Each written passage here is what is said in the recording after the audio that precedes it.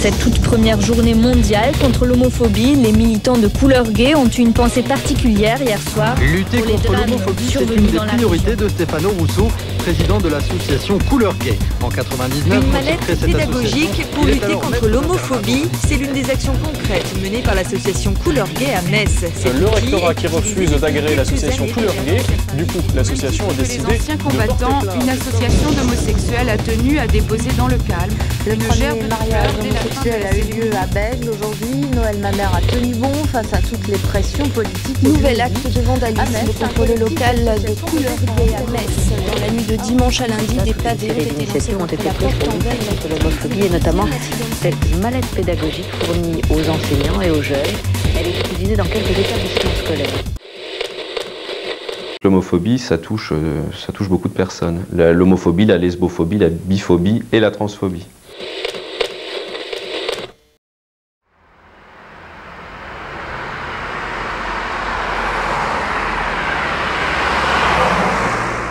Alors il y a un premier objet que j'aimerais bien faire découvrir. Voilà. Donc il était prévu qu'on se réunisse le 2 février 1999 à la salle A127 de la fac de lettres, et nous ne sommes jamais réunis là parce qu'on a été chassés par des gros bras qui nous attendaient, des gens de la fac qui avaient vu qu'il y avait une association homosexuelle qui avait l'intention de se créer, de se réunir sur le campus à Metz, et qui avait organisé un petit comité d'accueil. Voilà, alors timidement, avec Véronique, on attendait les gens, on ne savait pas qui allait venir à cette réunion, avec le petit drapeau arc-en-ciel pour leur dire « N'entrez pas dans le bâtiment, vous allez vous faire taper sur les doigts ». Et finalement, on s'est réunis au Café Lef. Le Café Lef, c'était la première vraie réunion de Couleur Gay où on savait absolument pas où on allait, ce qui allait se passer. Et pour moi, ça a été la grande surprise de voir autant de personnes réunies et motivées pour travailler. Et en fait, quand on lance comme ça un projet, on se dit peut-être qu'on va faire ça, ou ouais, faudrait qu'on fasse ça ou ça. Et en fait, là, non, pas du tout.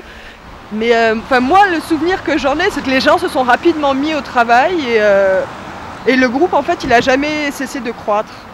À la réunion d'après, il y avait un peu plus de monde et ainsi de suite. Je ne cherchais pas à faire partie d'un conseil d'administration spécifiquement. Simplement, il fallait bien commencer avec ceux qui étaient là. Donc, j'en faisais partie, donc forcément, ça coulait de source. Ça a très vite tourné. C'est sûr qu'il y a un certain Stéphane A qui a énormément travaillé, ça on ne peut pas le nier. Mais je pense qu'il a quand même su motiver les autres. Et en fait, quand Stéphane donnait, parce que je vais le dire ton prénom, Stéphane donnait du travail, les gens le faisaient. Même si les gens ne savaient pas trop où ils allaient, ils étaient contents d'avoir quelque chose à faire et ils le faisaient. Simplement, petit à petit, les ralliements à cet embryon d'association ont fait que des personnes, voire des personnages, se sont intéressés à la question et ont montré des talents qui m'ont étonné. Et je me suis dit, je suis administrateur pour un an, mais j'ai eu aucun souci à laisser ma place parce que vraiment il y avait un bouillonnement. Je me souviens que dès les débuts, il y avait une énergie incroyable. C'est pour ça que finalement Couleur Gay, 10 ans après, c'est ce que c'est aujourd'hui. Dans Tétu, la meilleure association de France, ou en tout cas la ville la mieux représentée au niveau associatif. C'est aussi grâce à ça, parce que les gens se sont sentis valorisés, parce qu'on leur donnait quelque chose à faire, et ils le faisaient. Et c'est comme ça qu'on a avancé très vite et qu'on est devenu ce qu'on est devenu. Bonjour, l'homosexualité est-elle toujours un tabou? Oui, si l'on en croit le nombre de jeunes qui se suicident lorsqu'ils découvrent qu'ils ont une sexualité différente. Pour la petite histoire, qu'est-ce qui a fait qu'il y a eu une association à Metz? C'est qu'à un moment donné, il y a un jeune qui était un peu paumé, il faut le dire, un peu déphasé aussi, qui écoutait que de la musique classique, dépressif, voilà, qui n'était pas bien dans sa peau, et qui avait envie de créer une association pour aller un petit peu mieux. Mais en étant tout seul comme ça, il n'était pas très crédible, et donc il avait besoin d'une amie pour être plus crédible, pour convoquer une première réunion. Et puis Véronique a accepté de participer à cette première réunion, en n'étant pas trop sûre de vouloir faire quelque chose, mais finalement elle a mordu peut-être plus vite que moi. Ouais. Et donc elle est à la base, à l'origine de la première réunion qui a créé l'association Couleur Gay. C'est un lieu d'ouverture d'esprit en fait. Donc c'est une rencontre de pas mal de cultures, de pas mal de classes sociales et surtout c'est un groupe qui permet d'affirmer ce qu'on est en toute simplicité. Ça m'a apporté plein de choses. Moi, le garçon qui était tout timide, maintenant, je suis plus du tout timide, je suis plutôt excentrique, voilà, démonstratif. J'ai plus du tout peur. Voilà, ça m'a apporté énormément de choses. Et puis, je trouve que l'association, comme je disais, a fait énormément de choses à Metz. Et puis, dans le reste de la France, on en parle partout. J'étais content de faire quelque chose pour ma cause et pour la cause des autres personnes LGBT. Quand j'ai appris qu'il y avait une association LGBT sur Metz, j'ai voulu la soutenir, symboliquement en tout cas, par au moins une adhésion. Et parce que je pense que quand j'habitais Metz et quand j'étais étudiant, j'aurais bien aimé à l'époque pouvoir bénéficier d'une association qui puisse être là, m'accueillir et à qui j'aurais pu justement faire mon coming out à l'époque. Parce que effectivement au tout début c'était un petit peu difficile. Et c'est le milieu associatif, moi, qui m'a permis plus tard, après, de faire effectivement mon coming out et d'en parler. Je suis arrivée à Couleur Gay, je crois que c'était tout début de l'année 2002. Donc je suis venue à l'époque on disait hétéro-sympathisante. En fait, je suis vraiment venue avec un esprit militant. Je trouvais juste que c'était pas normal que les gays, les lesbiennes, les trans, etc. n'aient pas les mêmes droits que tout le monde pour tout. Enfin, ça m'a toujours paru complètement hallucinant. Donc je suis venue à Couleur Gay pour ça. En plus, je connaissais pas vraiment la région, je venais juste de débarquer, donc ça a été l'occasion pour moi de rencontrer beaucoup de gens, quoi. T'es des amis toutes les années que je suis restée en Lorraine. Moi, il y a 2 points qui m'intéressent beaucoup dans l'association, c'est à la fois le militantisme et puis le côté loisir et ludique. Le côté loisir parce que du coup on rencontre plein de gens très intéressants et très sympathiques et voilà, et je pense notamment par exemple à effectivement quelqu'un qui nous a quittés mais que j'ai rencontré ici, c'était Maurice qui était voilà, très sympa et j'ai une petite pensée pour lui aujourd'hui. Et puis il y a le côté aussi militant parce que effectivement, notamment moi dans mon métier, j'aime bien faire bouger les choses pour améliorer l'un des principes fondateurs de notre République qui est l'égalité. Et donc l'égalité de droit c'est très important pour moi et effectivement la SOS nous permet de faire évoluer ça. Donc la partie militante c'est quand même ce qui m'intéressait le plus, mais à côté de ça il y avait aussi les soirées, enfin beaucoup de convivialité. Et voilà, donc c'était par exemple l'occasion pour moi de rencontrer ma toute première copine. J'ai découvert l'association par des flyers et puis aussi par les films que l'association, les festivals que Couleur Gay organisait au Caméo à l'époque. Voilà, et puis j'ai débarqué à la SOS un mardi, je m'en souviens très bien, où j'avais rencontré plein de personnes. C'était une de mes premières présences dans le milieu gay, voilà. J'ai passé une super soirée. Au départ j'étais un peu sceptique, hein. C'est vrai que je suis arrivé, me poser des questions, mais j'avais déjà l'envie de venir faire quelque chose de différent, parce que pour moi ça n'avait pas trop de sens de se réunir dans une boîte ou dans un lieu qui était communautaire entre guillemets, pour ne pas avoir de but et de choses à revendiquer. Je ressentais déjà une certaine injustice. C'était contre cette injustice et cette inertie que j'avais envie de m'élever. Donc c'est pour ça que j'ai finalement poussé la porte du local de Couleur Gay un samedi après-midi. Voilà. Une grande marche des fiertés était organisée à Metz cet après-midi. Cette première manifestation du genre en Lorraine a réuni environ 1 millier de personnes, des lesbiennes, des gays, des bi et des transsexuels venus manifester pour en finir avec les discriminations. Donc ça c'est des photos souvenirs de la première marche des fiertés en Lorraine, c'est pas rien. C'était en 2003. À l'époque on avait fait cette petite brochure là avec l'équipe des valeureux militants qui avaient osé enfreindre ce tabou. Et vous avez une photo historique, c'est la première marche des fiertés en Lorraine, dans la rue Serpenoise, le samedi 31 mai 2003. Donc ça a été un électrochoc pour la ville de Metz, quoi. Non seulement c'était la première Gay Pride, mais en plus on n'était pas 50, on était déjà quasiment 1 millier à défiler dans la principale rue piétonne, avec une superbe photo le même jour où on a terminé la marche sur la place d'Armes, parce qu'on souhaitait symboliquement terminer entre deux bâtiments du pouvoir, le pouvoir municipal qui à l'époque nous était très hostile, et le pouvoir, l'institution de l'église qui nous est toujours pas très favorable.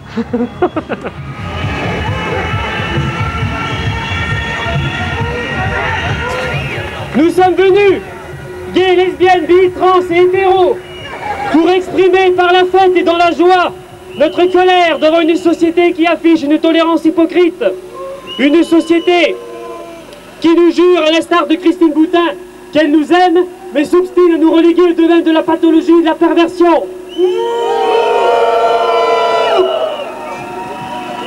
Nous sommes là pour dire que nous ne sommes pas parano, que le mépris, les humiliations, le harcèlement, les agressions, ça existe, que ça n'est pas une exception. J'ai vu évoluer Couleur Gay dans cette période, dans une démarche qui me correspond personnellement, une démarche plus militante, plus entre guillemets, que je qualifierais d'un peu plus offensive, qui est une démarche d'happening, une démarche de contestation, d'interpellation des élus qui me plaît. Les représentants d'associations homosexuelles, en silence, expriment leur colère et leur incompréhension. Les officiels, qui ne sont pas venus les saluer, attendent de rentrer dans le fort de Queuleux, où va se dérouler la cérémonie commémorant la journée nationale de la déportation. Les homosexuels boycottent cette cérémonie car ici en Moselle, les motifs de déportation par les nazis ne sont toujours pas cités. Juifs, tziganes, communistes ou encore homosexuels. C'est pourtant le cas dans le reste de la France. Nous, on ressent une profonde indignation parce que cette cérémonie, on la trouve partiale, indigne. Monsieur Niquet nous avait reçus enthousiastes il y a maintenant 1 an, quand on lui a proposé un calendrier de travail ou quand on lui a proposé d'aller concrètement à l'érection de cette stèle. On a vu Monsieur Niquet se défausser sur l'ONAC, sur la FNDRP. On est vraiment dans ce que nous, on considère comme de la lâcheté face au devoir de mémoire. À l'issue de la cérémonie, nous avons tenté d'interroger le préfet. Une simple question. Le jour du recueillement et du silence. On fait en quelque sorte du lobbying, mais on le fait pour une cause juste. Je crois que c'est ça qui me motive en fait à rester à Couleur Gay et à m'y investir, c'est que au final, dans cette association, les gens viennent, mais ils viennent pour défendre une cause qu'ils pensent juste. Et il ne s'agit pas d'une simple lubie, mais il s'agit vraiment de leur vie. Il s'agit de se battre pour obtenir des droits, obtenir une égalité. Avec l'entièreté de la population, et c'est ça qui me paraît important et c'est ça qui est le ressort de ma motivation. Alors côté juridique, l'arsenal juridique a été un peu musclé depuis seulement l'an 2000. C'est mieux que rien. Aujourd'hui on parle de discrimination raciale mais aussi sexuelle. Ça c'est d'un point de vue juridique. Symboliquement là les actes sont posés. Concrètement par contre pas grand chose. J'ai appelé les ministères de l'Éducation nationale, de la Santé, etc. Et donc, ils ont publié ce petit livret, L'homophobie, savoir et réagir. Donc, une brochure à destination des enseignants et des personnels Montrez-le de l'autre côté, ce sera plus simple. Proches voilà. Des adolescents, évidemment, des collégiens, des lycéens. Ils sont gratuits, on les trouve dans les collèges. À raison de 20 exemplaires par académie, faites le calcul. Pardon ? Je suis une maman, j'ai un fils homo, j'ai trois garçons dont un fils homo. Et mon fils nous a demandé à mon mari et à moi d'adhérer à l'association. Ce qu'on a fait il y a 3 ans, 3 ans et demi, quand il est rentré lui-même. Et depuis 1 an et demi, je milite à l'association, enfin je suis active à l'association. Je vais dans les lycées, les collèges pour lutter contre l'homophobie. À Couleur Gay, on a la possibilité de réaliser de beaux projets. Des projets militants, des projets de bénévoles. Pour ma part, j'ai réalisé deux grands projets que j'ai menés à terme. Donc une mallette pédagogique pour parler de l'homophobie dans les écoles. Et puis j'ai mené un long combat de plusieurs années contre le rectorat pour obtenir l'agrément. Donc ces différents projets m'ont permis également sur le plan personnel de mieux accepter mon homosexualité, de porter un regard également différent sur la vie associative, sur le bénévolat et sur l'engagement citoyen. C'est avec le soutien de la Haute Autorité de lutte contre les discriminations que l'association Couleur Gay s'est présentée ce matin à la Cour administrative d'appel. En septembre 2005, l'association avait porté plainte contre le recteur pour discrimination, le rectorat ayant refusé de lui délivrer son agrément pour intervenir dans les établissements. En première instance, la décision du recteur avait été approuvée, mais ce matin, la Cour d'appel a reconnu l'utilité du travail de Couleur Gay. Donc on constate effectivement qu'il y a encore de très nombreux blocages, même au plus haut niveau dans les administrations françaises, et j'espère que cette décision fera, en tout cas la future décision fera jurisprudence, afin de permettre de faire évoluer l'administration française par rapport à la question de l'homophobie. Couleur Gay qui fête 10 ans, on est fiers et heureuses d'être là, parce qu'on bosse ensemble dans la marche des fiertés, parce que vous avez fait un super combat contre les discriminations par rapport à la question rectorale. C'est comment éduquer contre l'homophobie dans l'établissement scolaire. Une enseignante comme moi, y compris qu'elle est en délicatesse avec son administration, parce que les transgenres, ça ne plaît pas dans l'éducation, eh bien elle pense que votre combat était génial là-dessus, que ça doit donner des exemples, qu'on peut ensuite s'adresser à des jeunes pour qu'ils vivent bien leur homosexualité ou leur lesbianisme ou leur transidentité, et puis que finalement fasse évoluer au travers de notre jeunesse aussi toute une société. Les gens sont en France beaucoup plus ouverts qu'on ne le croit, à partir du moment où on va vers eux, où on leur dit les choses gentiment, et puis on n'en fait pas toute une histoire. En revanche, l'État français, les élites, là il y a des vrais problèmes, et plus on monte, plus on a de problèmes, et je crois que c'est ça qu'il faut aussi dire et faire évoluer.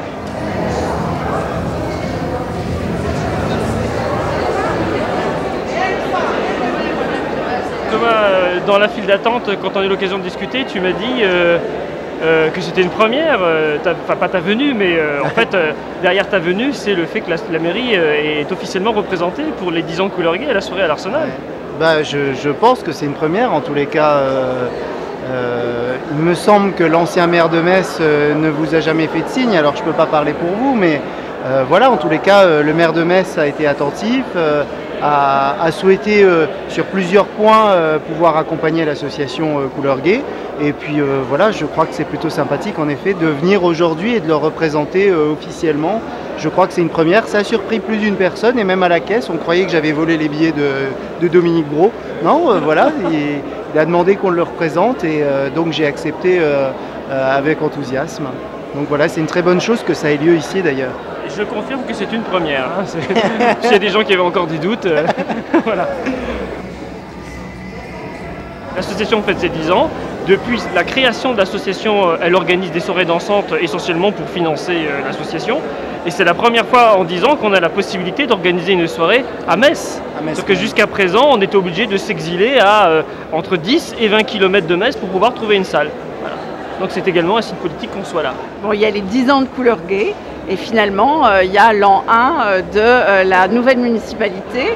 Et ça, c'est déjà une différence. Le fait qu'on soit là, ce soir, présent, mais comme on l'a été à la marche des fiertés, la première pour nous, je retiens de cette association qu'elle est une association active, pédagogique, qui travaille à la fois dans ce que nous, on veut promouvoir, au-delà de resserrer le lien social,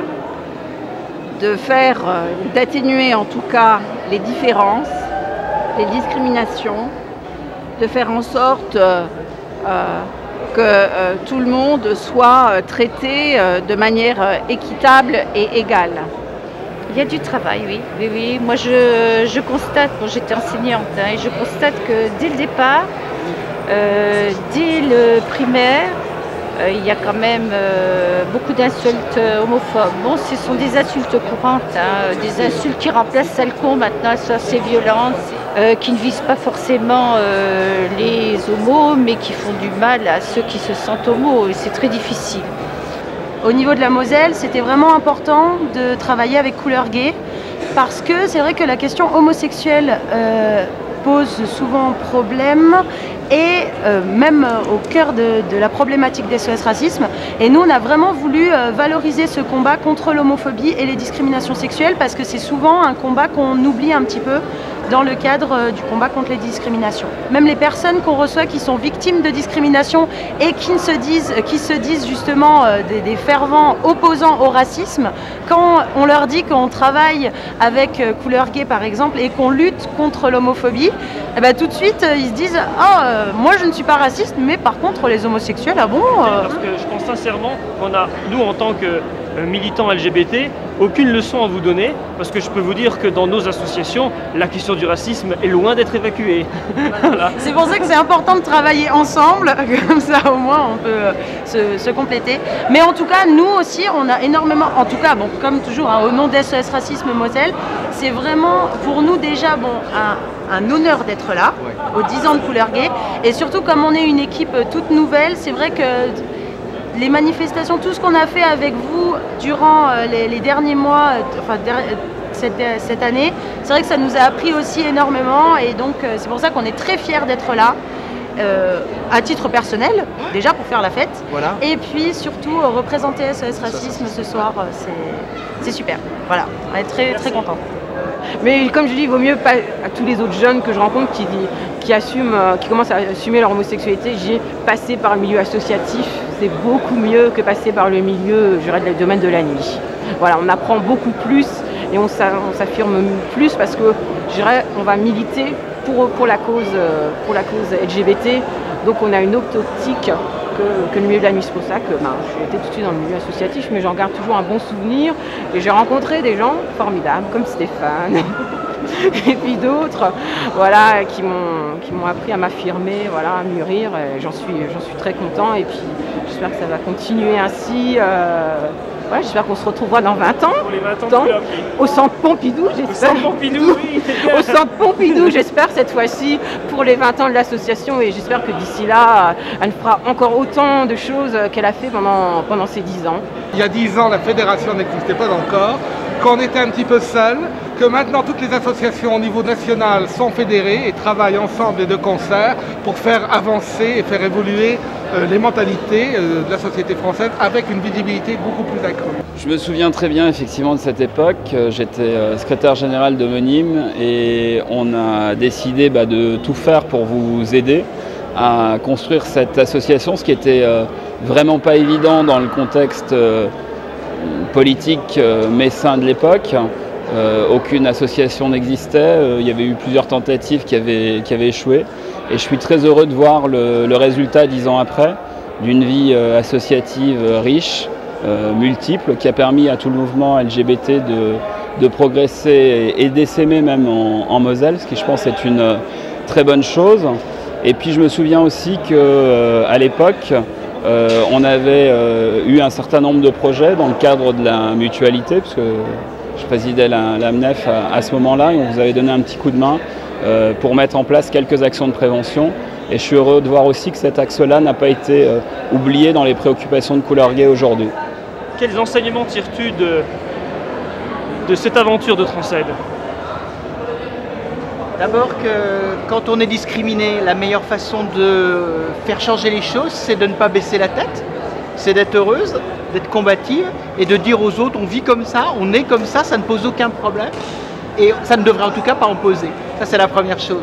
La deuxième c'est se dire pourquoi rester dans son coin, pourquoi pas travailler avec d'autres, des gays, des lesbiennes, des bisexuels et puis plus largement toutes les personnes de bonne volonté dans notre société française qui ont envie qu'en gros un jour la République elle soit vraiment républicaine, c'est-à-dire que l'égalité des droits ça soit pour tous. On va dire que pour les 20 ans de Couleur Gay en fait, il n'y aura plus de cause à défendre puisqu'il est évident que dans 10 ans, on aura obtenu le mariage pour les couples de même sexe et l'égalité au niveau de l'affiliation, c'est-à-dire l'adoption et puis la procréation médicalement assistée pour les lesbiennes. Hein, voilà. Donc, voilà. C'est déjà un beau programme. Oui, ça j'ai un beau Si même on pouvait les voir dans 5 ans, oui, qu'on n'était pas obligé d'attendre encore 10 ans, ça serait bien. Oui, mais je pense qu'il y aura toujours du travail au niveau des gens, aller dans les écoles ou aller dans les entreprises pour faire changer les mentalités parce que je remarque, même là si j'ai pris du recul de l'association, je remarque quand même qu'il y a beaucoup de travail encore à faire au niveau des gens, de faire changer les mentalités parce qu'ils ont beaucoup de préjugés. Et là je crois que ce sera un long travail, même plus que 20 ans je pense.